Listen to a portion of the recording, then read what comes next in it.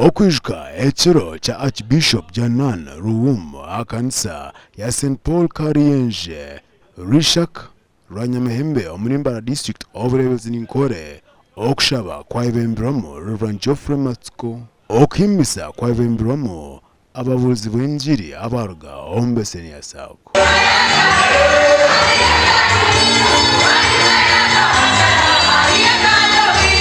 Nisomba eritukwijuka amagaraga Archbishop Janan Ruwum Mwari nshunga gambiro kuryara batabuza nateko kwa nshunga ahabwenski tukagera musteko kujo mwanya wo kugira ngo kubaho kwawe no kwanje nembabuzi.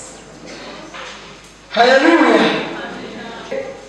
Abamwe bajyanga bakushura batinenderwa abamwe bakwata kushura bakuganga hasi bagira kutwire bayu kono bagenda kumanya ikintu kirayo bwiga waba namanya ikintu kirayo mujanzi isoba no kwikiza Yesu Kristo ko kushura amagaraka. Haleluya. Inde kure yawe ibitamu kakwate na nokuteka ko kwishiriza ibintu byawe antubona bashitama omukibuga cy'omumisho genshi ya Ruhanga batetema hawe icyo kigambo nawe nshira nyinshi. Abakristayo bashaba okukoza ekireki okonja kuhamera amazima bikirize Mukama kuba omujunu wabo okushaba kwawa n'okusima Beseniya yakwatiraho ekanisa eginabombeka kyekanju y'omuburizi akanisa ya St Mark Retanga Parish bo okujaguza ekiro kya Janan Ruwum bakikora omuringo omutano bataho n'empaka ezikwatirine n'ebyenzarwa.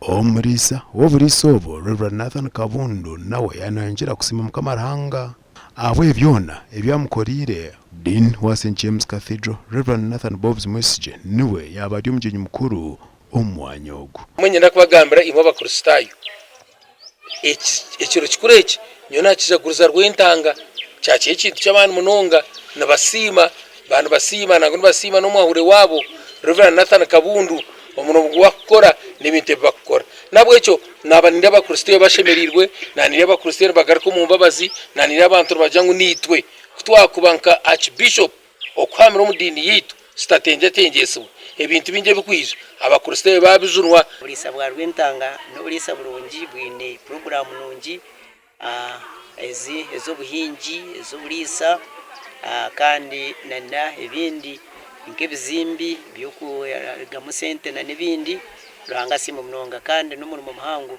oguruhabo okombeka ekanisa ya Mukama egi eyitutandikire urabonye umurokore ukashara mu kuzumwa abokirizo ukayikirizo ukazumwa kandi ukarema umurokore kwawe ukarema kwawe so izobere ryabanje munonga yesima abantu bona bagenya bija